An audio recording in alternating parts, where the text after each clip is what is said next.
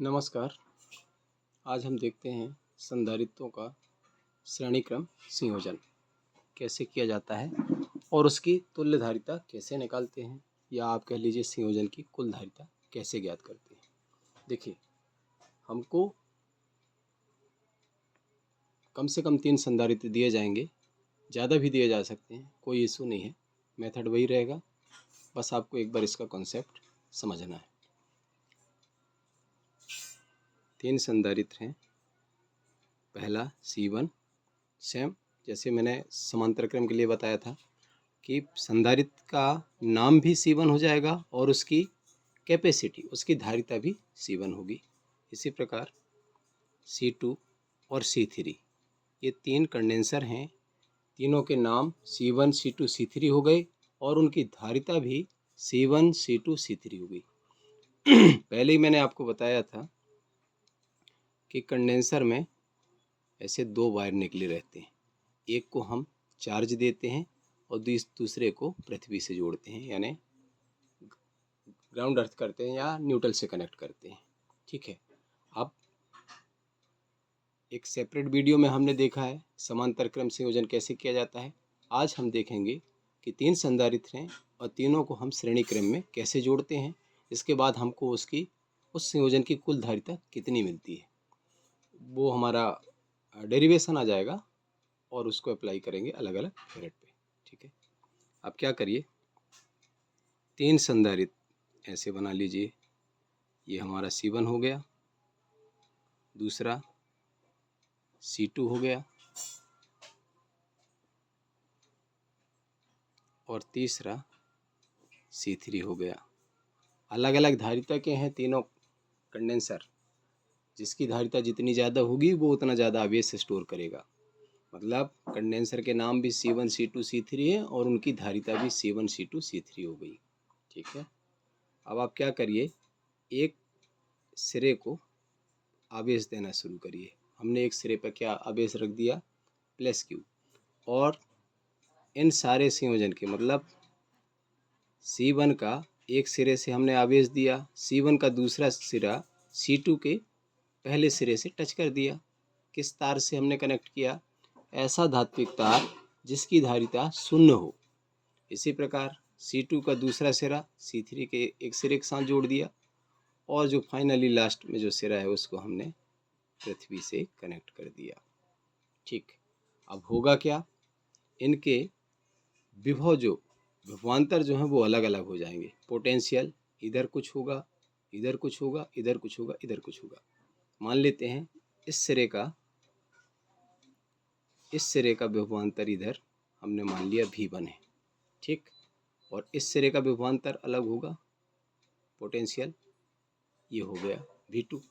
अब चूंकि ये ऐसे धात्विक तार से जुड़ा है जिसकी धारिता 0 है, लगभग 0 है, अच्छा फाइन कंडक्टर से जुड़े हैं, तो जितना विभव इधर होगा वो भी उतना ही विभव इधर भी होगा। देख कर लिख लीजिए, कुछ नहीं, आपने V2 माना तो V2। इसकी धारिता धारिता कह रहा हूँ, इसका विभव आप V3 मान लीजिए, यही यहाँ आ जाएगा, और V3 और इसका V4। ठीक ना। अब देखिए आपको क्या करना है, आप जो यहाँ पर चार्ज दे रहे हैं, +Q चार्ज दे रहे हैं, ये चार्ज सब में एक बराबर पहुँचेगा। ठीक। इसमें डिफरेंस किस चीज़ में आ रहा है, इसको आपको ध्यान देना है। पोटेंशियल में डिफरेंस है, माने विभव अलग अलग है। इस कंडेंसर का विभव अलग, इस कंडेंसर का अलग, इस कंडेंसर का अलग। तो संयोजन जब हम करते हैं तो हमको ये ध्यान देना, एक ट्रिक बता दे रहा हूँ कि क्या चीज़ अलग अलग है और क्या चीज़ सेम सेम है। दो ही चीज़ होती हैं, एक आवेश और दूसरा विभव। तो समांतर क्रम संयोजन में हमारा आवेश अलग अलग था तो हमने आवेश निकाला और ऐड कर दिया। अब श्रेणी क्रम संयोजन में विभव अलग अलग आ रहे हैं तो हर कंडेंसर के हम विभव निकालेंगे, फिर हम ऐड कर देंगे और रिजल्ट में पहुंच जाएंगे। तो चलिए, संधारित्र का जो फार्मूला है C = Q/V, इसमें आ जाइए आप आवेश बटे विभव में। पहले कंडेंसर के लिए पहले संधारित्र C1 के लिए क्या हो जाएगा, धारिता, कंडेंसर का नाम भी C1 है और उसकी धारिता भी C1 है। पहले संधारित्र C1 के लिए धारिता C1 बराबर क्या होगा, आवेश, सब में आवेश एक बराबर जा रहा है, वही चार्ज जाएगा ना जो प्लस क्यू दे रहे हैं, सारे में अलग अलग तो है नहीं कुछ, एक के बाद एक कनेक्ट है, वही आवेश आखिरी तक जाएगा। तो C1 बराबर आवेश कितना है, फिक्स है Q, और विभव क्या है V1 माइनस V2।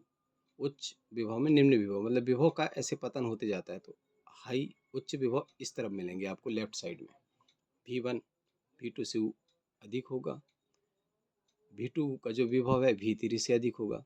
तो हम कंडेंसर C1 के लिए क्या करेंगे, विभवांतर लिख देंगे, यानी ये विभवांतर है V1 माइनस V2।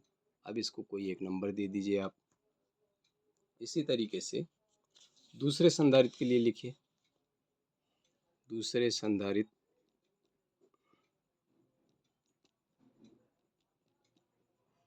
C2 के लिए क्या हो जाएगा, C2 बराबर Q बटे, अब विभवांतर कितना हो जाएगा, V2 माइनस V3। ठीक, तीसरे के लिए, तीसरे संधारित्र के लिए C3 की वैल्यू क्या हो जाएगी, Q बटे V3 माइनस V4।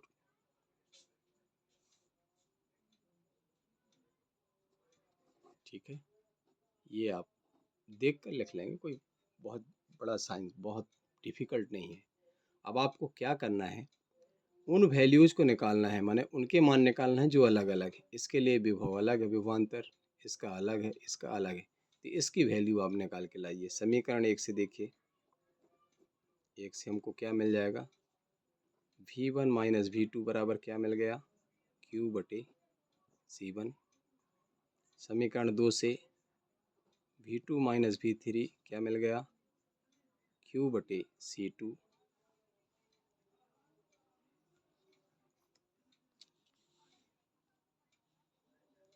और समीकरण 3 से लिखते चलिए, समीकरण 2 से, समीकरण 1 से, समीकरण 3 से हमको क्या मिला, V3 माइनस V4 बराबर क्या हो जाएगा, Q बटे C3। क्या कर रहा हूँ मैं, इसको यहाँ ले आते हैं, इसको यहाँ ले आया और इसको यहाँ ले आया, तो V3 माइनस V4 की वैल्यू मेरे को क्या मिल गई, Q बटे C3। ठीक है, दूसरे समीकरण में C2 बराबर Q बटे V2 माइनस V3 है, तो इसको यहाँ ले आया और C2 को यहाँ ले आया, तो V2 माइनस V3 की वैल्यू मेरे को क्या मिल गई, Q बटे C2, ये लिखा। इसी तरीके से समीकरण पहले में V1 माइनस V2 यहाँ ले आए और C1 को यहाँ ले आए। इस तरीके से आप इनकी वैल्यू निकाल लीजिए। अब क्या करना है, कुछ नहीं, इसको नंबर दे दीजिए 4, 5, 6। अब तीनों समीकरण को आप जोड़िए। समीकरण 4, समीकरण 5 तथा समीकरण 6 को जोड़ने पर, तो बाएं पक्ष में जो है उनको लिखते चलेंगे और वैसे ही हम दाएं पक्ष को भी लिखते चलेंगे। देखिए बाएं पक्ष में क्या है, क्या है, V1 माइनस V2 प्लस करना है आपको, V2 minus V3 plus V3 minus V4 बराबर, दाएं साइड देखिए क्या है, Q बटे C1 प्लस Q बटे C2 प्लस Q बटे C3। अब देखिए यहाँ देखिए लेफ्ट साइड में ये माइनस है, ये प्लस है, ये आपस में एक दूसरे से कैंसिल हो जाएंगे, यानी एक दूसरे में ये घट के जीरो हो जाएंगे। V3 माइनस V4, देखिए हमको फाइनली क्या मिला, V1 minus V4, V1 minus V4 बराबर Q बटे C1 प्लस Q बटे C2 प्लस Q बटे C3।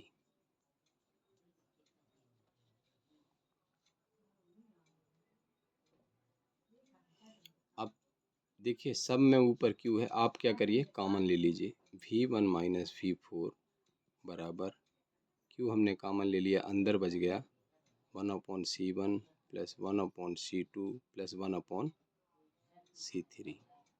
कोई इसको नंबर दे दीजिए आप, 7 नंबर दे दिया। अब आप क्या कहिए, अगर इस संयोजन की कुल धारिता या तुल्य धारिता, कुल धारिता ज़्यादा बेटर है, कुल धारिता इस संयोजन की कुल धारिता C हो, तब कैसे निकालेंगे हम इसका मान? देखिए कैसे निकालेंगे। इस संयोजन की कुल धारिता अगर हम C मान लें तो संधारित्र के फार्मूला से C बराबर क्या हो जाएगा, चार्ज बटे विभवांतर V1 माइनस V4। अब V1 माइनस V4 को यहाँ लाइए और इसको यहाँ लाइए। देखिए अगले स्टेप में लिख दे रहा हूँ, V1 माइनस V4 बराबर Q बटे C, जहाँ पर C क्या है, इस संयोजन की कुल धारिता है। इसको भी एक नंबर दे दीजिए 8। अब आप ध्यान से देखिए, समीकरण 7 और समीकरण 8 को देखिए, लेफ्ट साइड दोनों के बराबर हैं तो राइट साइड भी बराबर हो जाएंगे। मतलब या तो आप इसकी तुलना कर दीजिए या इसी को प्रॉपर सॉल्व कर दीजिए। प्रॉपर सॉल्व कर देते हैं, देखते हैं, देखिए सॉल्व कर देते हैं प्रॉपर। Q बटे C बराबर, ये दोनों बराबर हैं तो इसको पहले मैंने लिख लिया और इसके बराबर ये है, मतलब ये आपस में बराबर हो गए ना। Q बटे C बराबर Q ब्रैकेट के अंदर 1/C1 plus 1/C2 plus 1/C3 कोष्टक बंद। अब इसका पक्षांतर कर देते हैं, दूसरे पक्ष में Q को भेज देते हैं। देखिए दूसरी सीट में समझा देते हैं, इसका हम पक्षांतर कर दे रहे हैं, किसका, Q का। तो यहाँ पर अंश में है, जब दूसरे पक्ष में भेजेंगे तो कहाँ चला जाएगा, हर में, और इधर वैल्यू क्या बचेगी 1/C बराबर दूसरे पक्ष में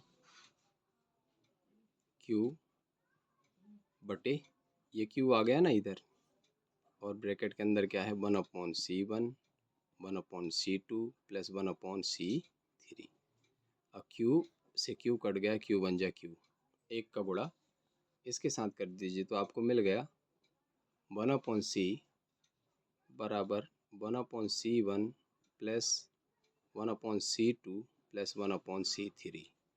ये आ गया हमारा अभीष्ट व्यंजक, मतलब श्रेणी क्रम संयोजन की कुल धारिता निकल गई। अगर 3 कंडेंसर हैं जिनको श्रेणी क्रम में जोड़ा गया है तो कुल धारिता का व्यंजक क्या हो जाएगा, 1/C बराबर 1/C1 plus 1/C2 plus 1/C3। ये रख के आपको हल करना है। आप ज़्यादा नहीं, 1 मिनट लगेगा, एक एग्जांपल दे देता हूँ, क्लियर हो जाएगा आपको। मान लीजिए हमारे पास 3 कंडेंसर दिए गए हैं। एक कंडेंसर की कैपेसिटी है C1 बराबर कितनी फेरेट, 2 फेरेट रख लेते हैं। एक की C2 की 4 फेरेट कर लीजिए चलिए, और C3 की, मतलब 3 कंडेंसर हैं, एक कंडेंसर का धारिता कितनी है 2 फेरेट, दूसरे की धारिता 4 फेरेट, और तीसरे की क्या रख लें 2 4 6 7 रख लीजिए चलिए, 7 फेरेट। अब इसका आप संयोजन बना के कुल धारिता निकालिए कि आखिर ये जो संयोजन बनेगा उसकी कुल धारिता कितनी आ जाएगी। तो सिंपली हमको ये फार्मूला उठाना है, 1/C बराबर C1 की वैल्यू कितनी रखी 2 रख दो, C2 की कितनी रख दो 4, C3 की कितनी रख दो 7। अब आप इसको हल कर लो, इसका एलसीएम ले लीजिए, क्या आ जाएगा 2 4 7 का, 2 कम 2 2 दूनी 4 4 7 28 है ना। देखिए एलसीएम निकाल लेते हैं, 2 4 7 2 2 7। अब डिवाइड, अब ऐसे कोई नहीं तो सीधे मल्टीप्लाई कर दीजिए, 2 2 1 2 2 2 4 4 7 28 28 आ गई एलसीएम। 28 में 2 का भाग देंगे 14 टाइम जाएगा, इधर लिख दीजिए 28 में 4 का भाग दीजिए, कितनी बार जाएगा? 7। 7 से 7 7 बन जाए 7, और 7 का भाग इसमें दे दीजिए, 7 4 जा 28, 4 1 जा 4। अब आप इसको क्या करिए, टोटल कर लीजिए। 21 4 25, 25/28, 1/c। तो c की वैल्यू क्या हो गई?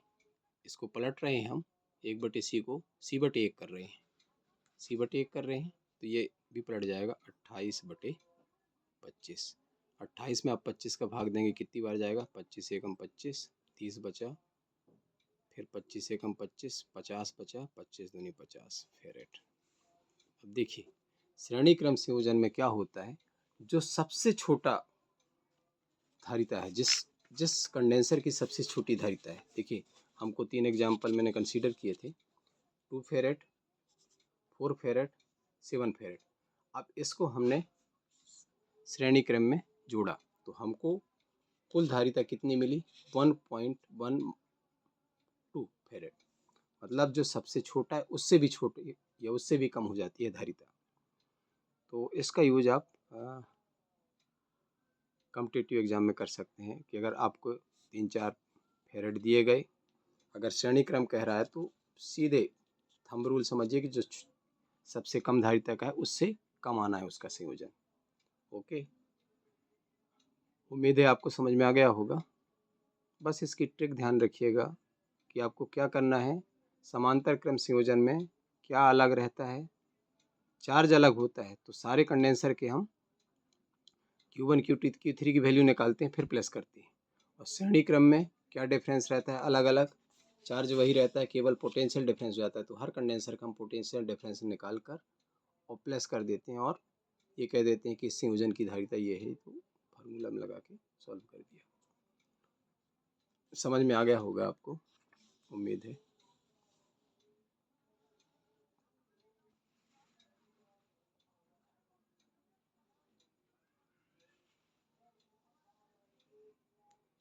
Okay, good luck.